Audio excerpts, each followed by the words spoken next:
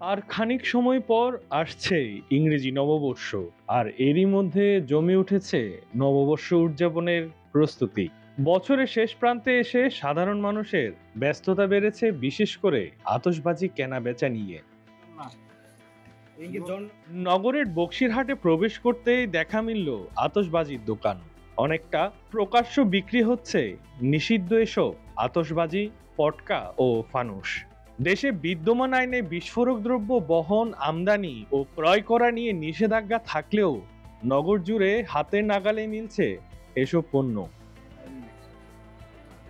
অন্যদিকে প্রতি বছরের মতো 31st নাইট উপলক্ষে আতশবাজি, পটকা না ফুটানো এবং ফানুস না উড়ানোর অনুরোধ সহ নগরবাসীর প্রতি 13টি নির্দেশনা দিয়েছে চট্টগ্রাম নগর পুলিশ। তবে কেবল নিষিদ্ধ ঘোষণাতেই সীমাবদ্ধ নগর পুলিশের এই কার্যক্রম। এছাড়াও সাধারণ মানুষ নির্দেশনা তোয়াক্কা না করে প্রকাশ্যে, বাসাবাড়ি ছাদে এবং সড়ক অলিগলিতে এই শব্দ বোমার ব্যবহার দেখা যায়, কারণ সহজেই নিষিদ্ধ এসব পণ্য কেনা যাচ্ছে এই এলাকায়।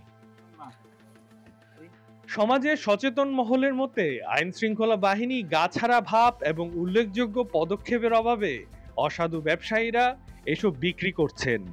শুধু ঘোষণা দিলে তো হবে না, ঘোষণা দিয়ে যদি কেউ না মানে তার বিরুদ্ধে ব্যবস্থা না নিলে তাহলে ঘোষণা আইনটি অধ্যবসায় হয়ে যায়, বরং ঘোষণাটার কারণে তাদের মান কমে।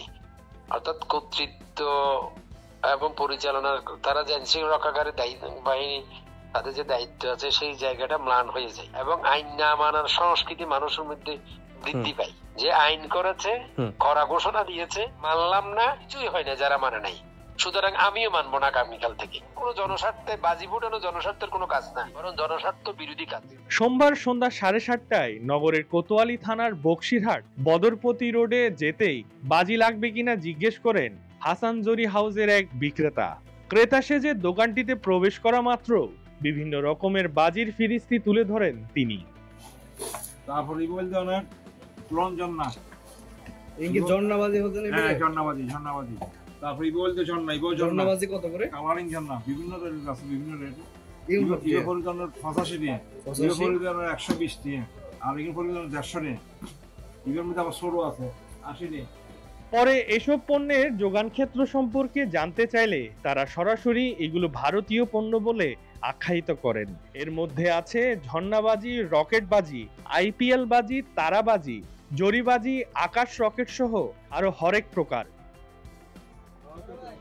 এদিকে বিস্ফোরক শব্দবাজি ব্যবহার নিয়ে আছে বিশেষ বিধিনিষেধ। আতশবাজি ব্যবহার করতে প্রয়োজন অনুমতির। এইটা যদি কোনো অনুষ্ঠানে বা কোনো কাজে আতশবাজি ঘোরাতে হয়, তাহলে পরে এটা গভর্নমেন্টের অনুমোদন নিয়ে কি পরিমাণ আতশবাজি আনবে, কি করবে না করবে, এটা অনুমোদন নিয়ে করতে হয়। এগুলো তো এমনি কোনো কেউ পারবে না। এদিকে সিএমপির পক্ষ থেকে নিষিদ্ধ এই সকল পণ্য ব্যবহারের নিষেধাজ্ঞা থাকলেও কেনাবেচা নিয়ে তৎপরতা দেখা যায়নি পুলিশের। উল্টো প্রতিবেদক কেনাবেচার বিষয়ে অবহিত করার পর বক্সিরহাট পুলিশ ফাঁড়িকে নির্দেশনা প্রদান করেন সিএমপির ঊর্ধ্বতন কর্তৃপক্ষ। বিষয়টা যেটা আমরা বলেছি যে এটা নিষিদ্ধ, এটা করা যাবে না, কিন্তু ওই আপনি যেটা বলেছেন ওটা আমরা করার চেষ্টা করব, কন্ট্রোল করার চেষ্টা করব। ওখানে আমাদের যে ফাঁড়ি ইনচার্জ আছে তাকে আমি বলে দিব। বিগত সময়কে ভুলে নতুন উদ্যমে স্বাগত জানাতে হবে 2025 সাল। আগত বছরকে ঘিরে অনেক আশা আকাঙ্ক্ষা জনমনের। প্রিয়জনের সাথে মেতে উঠবেন 31st নাইটের উল্লাসে। তবে আনন্দ উল্লাসের মধ্যেও সকলের উচিত একটু সচেতনতা, কারণ বাজির শব্দ ক্ষণিকের আনন্দ যোগালেও এর নেতিবাচক প্রভাব থেকে যায় বহু সময় ধরে।